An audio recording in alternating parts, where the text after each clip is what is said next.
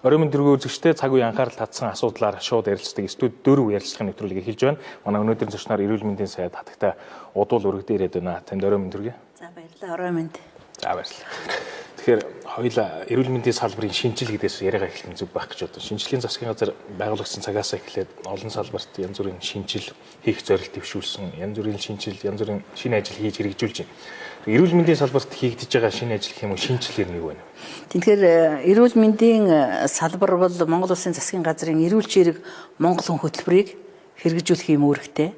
Тэгээд энэ эрүүл чирэг Монгол хүн гэдэг энэ бүрэлдэхүүн хэсэг нь бол дотроо Монгол хүн эх орондоо эрүүл мэндийн өндөр одоо чанартай тусламжийг авах боломжийг бүрдүүлнэ гэсэн нэг зорилт байна. За энэ хүрээнд бол хэд хэдэн ажил хийгдээд байгаа. Нэгдүгээрт бол үндэсний онцлогын эмчилгээний төв гэж байгуулна гэдэг. Солонгосын засгийн газрын одоо Солонгосын Экзим банкны зээл 55 сая доллараар Солонгос загварын одоо Солонгос стандартын онцлогын эмчилгээний Монгол оронд эмчилэгдэж чадахгүй байгаа одоо 27 өвчин гэж одоогоор бид нэрлэжээд байгаа. Тэрнээс нэмэгдэх маягтай тэрийг өөрчлөн бид нар тэгээд энэ өвчнөө оншилж эмчилдэг чаддаг болох нэгдүгээр зорилттой бол бид нар хэрэгжүүлж байна. За хоёрд бол ерөнхий сайдын одоо шинжилгээний багцаас 11 аймагт онцлогооны төв байгуулахаар одоо энэ ондоо багтаж байгуулад энэ нь бол одоо хөдөө орон нутгаас онцлуулахаар жишээлх юм бол CT, компьютерийн томографч байдаг юм уу бусад одоо эход харуулахаарч байдаг юм уу нүдэн дурандуулах, жихээ үзүүлэх гэдэг ингэж ирдэг энэ урсгалыг багасгах, чирэгдлийг бууруулах.